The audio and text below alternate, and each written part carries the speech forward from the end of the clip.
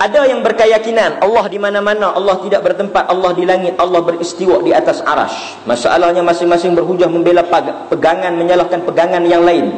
Malah ada menuduh Ibn Taymiyah sesat, Syekh Muhammad Abdul Wahab sesat, Mujassimah, ulama-ulama Saudi sesat, Wahabi dan sebagainya. Rujukan mereka adalah i'tiqad ahli sunnah wal jamaah Qiyah Sirajuddin Abbas. Buku Qiyah Haji Sirajuddin Abbas adalah satu buku yang penuh dengan kesesatan.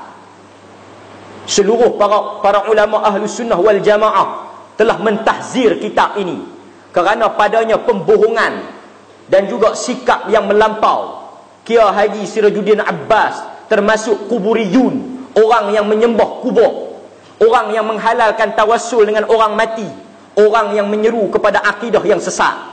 Mereka menuduh ulama-ulama ahli sunnah dengan tuduhan yang tidak benar. Dan buku Qiyah Sirajuddin Abbas telah dijawab oleh ulama-ulama ahli sunnah wal jamaah. Tuan-tuan boleh dapatkan.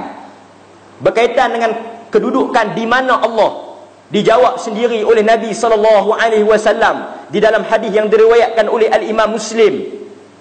Hadis yang sahih.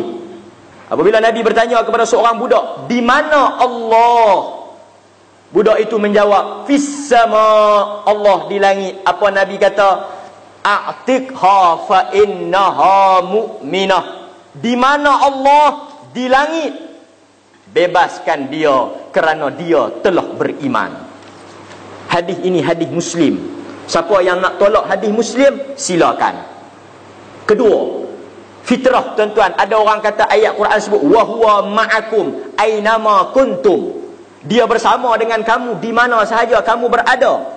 Dia kena faham bersama di sini al-ma'iyah bukanlah bersama tubuh dan jasad Allah itu, tetapi yang bersama adalah ilmu dan pengetahuan Allah. Kerana hujung ayat ini menyebut Allah Maha mengetahui apa yang kamu kerjakan. Kata para ulama, seolah-olah kita menulis surat kepada orang, sesungguhnya aku sentiasa berada di sisi di kau. Adakah kita duduk dengan dia? Tak. Tapi kita tulis surat, aku sentiasa di hati engkau dan aku sentiasa berada dekat dengan engkau. Dia duduk London, kita duduk Batu Pahat. Bahasa. Kedua, kalau betul Tuhan di mana-mana, buat apa teruk-teruk Nabi naik Mi'raj ke langit? Cukup Nabi pergi Palestin, duduk tunggu di situ. Pasal Tuhan pun ada di situ. Kalau betul Tuhan duduk kata, tuan-tuan, pasal apa angkat tangan naik ke langit? Patut nak doa di mana-mana ikut suka. Tapi pasal fitrah, sikap kita tuan-tuan. Aamintum man fis sama, adakah kamu merasa aman dengan yang berada di langit? Kata ulama tafsir, siapa lagi di langit? Allah tabaraka wa taala. Dan Nabi ketika khutbah sampai kepada tasyahud, asyhadu an la ilaha illallah, Nabi menunjuk ke langit. Di dalam Hujjatul Wada', Hajjatul Wada', Nabi sebut Allahumma syhad. Nabi tunjuk ke atas, Allahumma syhad, ya Allah saksikanlah. Kesemua dalil-dalil disebut oleh para ulama. Al-Imam Az-Zahabi buat satu kitab Al-Ulu li Aliyil Ghaffar, sifat Allah yang maha tinggi. Dan disebut oleh nas-nas Al-Quran tentang istiwa Allah di atas arash. 7 tempat di dalam Al-Quran. Summa stawa 'alal 'arsy. Di dalam surah As-Sajdah, summa stawa 'alal 'arsy, menunjukkan dia beristiwa di atas arash. Bagaimana? Wallahu a'lam. Itu sikap ahli sunnah wal jamaah. Benarkah Al-Imam Abu Hasan Al-Asy'ari kembali berakidah salaf? Ya.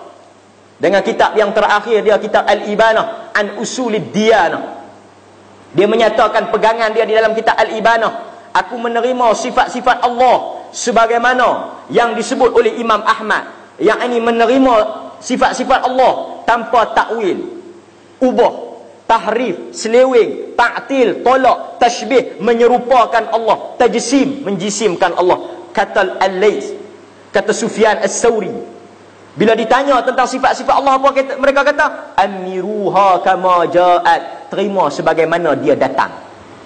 Orang kata sebut tangan sama dengan tangan kita, kita tanya balik, beruk, kita sebut apa beruk? Tangan beruk. Awak tangan beruk sama dengan tangan kita? Tak. Kaki meja samakah dengan kaki kita? Kaki bangku samakah dengan kaki kita? Tak. Apatah lagi Allah tabaraka wa taala, laisa kamitslihi syai', sendiri, dia tidak sama dengan sesuatu pun. Wa huwas samiul basir. Mudah tuan-tuan, akidah Ahlus Sunnah wal Jamaah. Ada orang tolak kitab Al-Ibanah pasal apa? Guru saya sempat untuk ikuti kuliah dia, beberapa kuliah, seorang panel kajian akidah JAKIM, sekarang rektor Kolej Islam Antarabangsa orang Kelantan, bekas pengarah Akademi Islam, Akademi Islam, seorang ahli majlis fatwa kerajaan Republik, Dr. Johari Mak. Dia sebut, bila dia bentangkan bahawa kitab Al-Ibanah ni memang karangan Abul Hasan Al-Asy'ari, beberapa ulama mengaku memang itu kitab dia. Apa orang lain jawab? Ustaz, doktor, bukan kami tak percaya tu kitab dia, bukan kami tak terima tu kitab dia, tetapi kalau kita ajak masyarakat pecah belah, jadi tak payah duk cerita banyak, satgi duk hingatlah masyarakat, simpan sudahlah, beda ustaz cukuplah. Kalau tuan-tuan tak percaya, tuan-tuan boleh pergi Kelantan, tanya sendiri dengan dia, tidak ada masalah, sebab takut pecah belah. Ada saya pergi satu kedai buku, tokek kedai buku, tokek cerdik lah, ada orang pegang buku Syekh Al-Albani, jangan beli, jangan ajak, jangan baca, satgi pening dengan pecah belah. Kita ketawa hang cerdik, tak bagi orang beli, tak bagi baca, jual buat apa?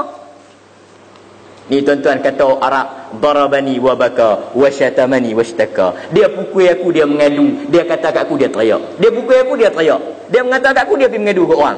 Ni tuan-tuan sikap orang. Kita terima sifat-sifat Allah sebagaimana ada. Itulah akidah Nabi dan para sahabat radhiyallahu anhum ajma'in. Abu Jahal pun bila dengar ayat sifat, dia pun tak tanya, awak Tuhan hang sama dengan Tuhan manusia? Abu Jahal pun boleh faham. Takkan kita Abu lain tak boleh faham? Abu Lahab bila turun ayat Quran tentang sifat, ada mereka tanya, awak Muhammad Tuhan ada tangan, tangan lagu kita ke? Mereka pun faham, takkan kita tak faham? Jangan jadi lebih pada Abu Jahal, cukuplah. Wallahu ta'ala a'lam. Assalamualaikum warahmatullahi wabarakatuh. Dan saya ucap